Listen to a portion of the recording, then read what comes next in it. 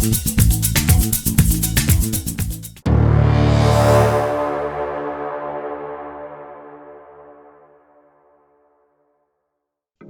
का मंदिर साल में सिर्फ 6 महीनों के लिए खुलता है, अप्रैल से नवंबर के पहले कुछ दिनों तक। पवित्र धाम बद्रीनाथ समस्त हिंदू जाति के लिए परम पवित्र और पूजनीय धाम है। हिंदू शास्त्रों के अनुसार बद्रीनाथ की यात्रा के बिना सारी तीर्थ यात्रा अधूरी है। धार्मिक आस्था और श्रद्धा के कारण श्रद्धालु यहाँ निरंतर आते रहते हैं। ये खाली धार्मिक श्रद्धालुओं के लिए ही नहीं, बल्कि सैलानी और प्रकृति प्रेमियों के लिए भी एक महत्वपूर्ण स्थल है। बद्रीनाथ हिमालय के गढ़वाल क्षेत्र में और समुद्र तल से करीब 3122 मीटर की ऊंचाई पर है। यह स्थल लक्ष्मण गंगा और अलकनंदा नदी के संगम स्थल के समीप है। बद्रीनाथ धाम के पीछे काफी कथाएं हैं। सुनाता हूं मैं आपको वो कथाएं, ध्यान से सुनिएगा।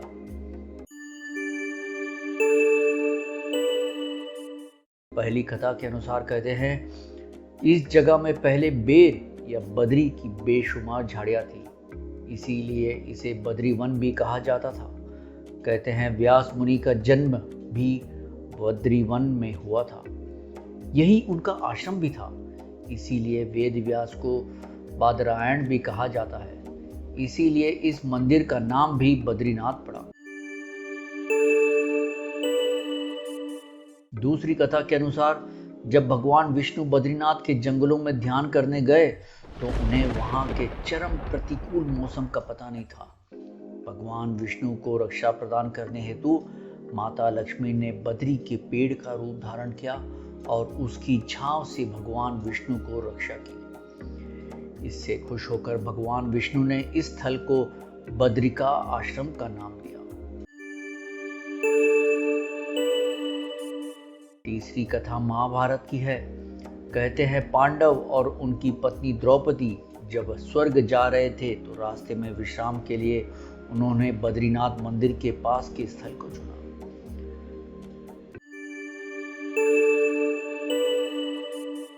चौथी कथा के अनुसार यह स्थल है जहां महर्षि व्यास ने महाभारत की कथा श्री गणेश को सुनाई थी।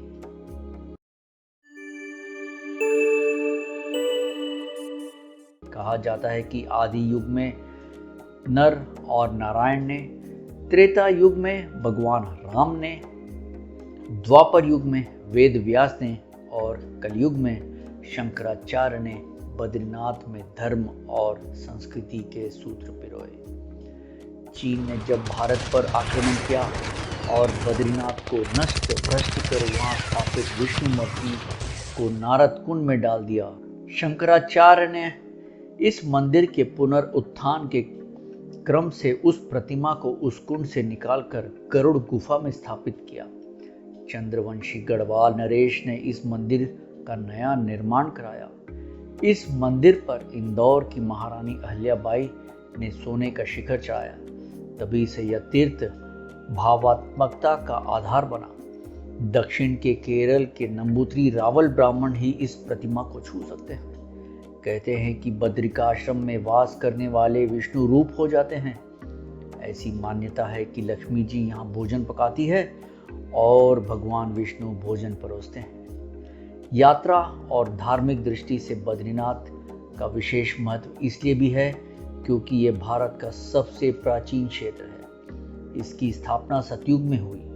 कहते हैं यहाँ पूजा अर्चना कर मानव पुनर्जन्म के बंधनों से मुक्त हो जाता है। पितृ पक्ष के दौरान अलकनंदा नदी के किनारे पितरों को पिंड दान किया जाता है। इससे मुक्ति धाम क्षेत्र भी कहा जाता है। कहते हैं भगवान विष्णु रामेश्वरम में स्नान के लिए आते हैं, द्वारिका में श्रृंगार के लिए, जगन्नाथपुरी में भोग प्रसाद के लिए और जप तप के लिए बद्रीनाथ आते हैं। भगवान की इस तप भूमि को मोक्ष धाम भी माना जाता है। उम्मीद है आपको यह जानकारी अच्छी लगी होगी और आपको पता है मैं आपसे क्या चाहता हूँ। इस वीडियो को ज़रूर सब्सक्राइब कीजिए और शेयर कीजिए। धन्यवाद।